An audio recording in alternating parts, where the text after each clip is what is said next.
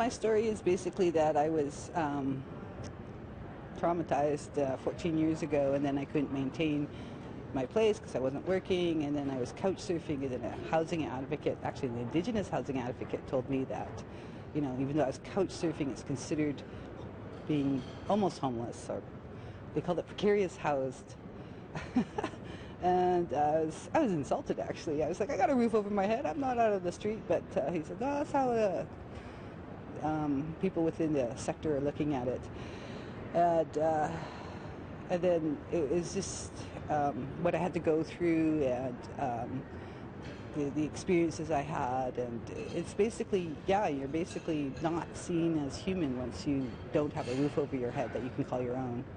So I wanted to do it to not only show that there's, like, you know, that kind of sort of precariousness, but also that there's other women out there, and that I'm speaking for them. You know, that they've had way worse experiences than me, but at least I can start to get it out there. Trauma that you experienced, that was 14 years ago. Are you able to go into that at all? I was raped. And when I finally connected with a psychologist a couple of years ago, she was saying I have multiple traumas, because she was actually saying that being adopted was a historical trauma. And then the reason I saw her is because I'd been beaten up 3 years ago, and so she was like, okay, that's one of them, but then we got to work on this other big one. And so yeah, that's the main one for sure. Do you have your own home now? Yes. Yes. How long have you been living in this one? We moved in 3 years ago next month. Yeah, so my daughter moved back in with me. She's going to be 21 at the end of November, and she has her boyfriend. So, hey, getting my family together. Yeah. Congratulations. Thank you. Very exciting. Is there anything that, you know, society or organizations can do to help women that are, you know, experiencing? Well, right off the hop, guaranteed annual income would be a big help. And then the other bigger picture is, like, respect the treaties.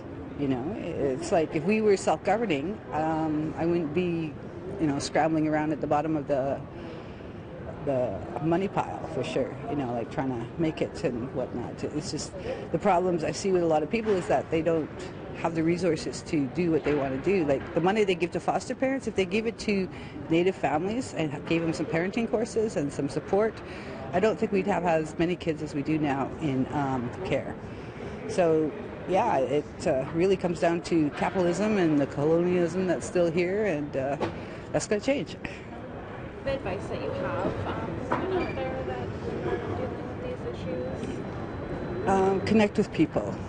There are really some really good people at different agencies, and although they may not be able to, you know, cut you a check for right on the spot, but, you know, they can connect you with food resources or housing advocates, or, you know, they might know of places that will take a pet, because it's not always easy to find a place that will allow a pet. And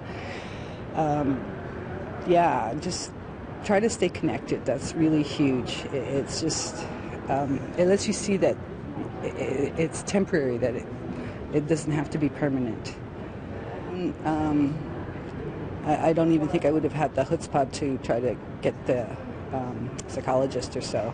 So yeah, it's just connecting with artist people, and they're like, oh yeah, people are transit, you know, just going to a exhibition or an opening or research or whatever, it happens. And it just, so it took the stigma off of it, and it just sort of like, well, it's okay, you just need a little bit of help now to, you know, keep going forward. So that, you know, kept it from being like thinking about it was really negative and I can't do anything about it, to like, okay, this is something I can do something about. So yeah, being able to be involved with the Indigenous Writers Collective, and getting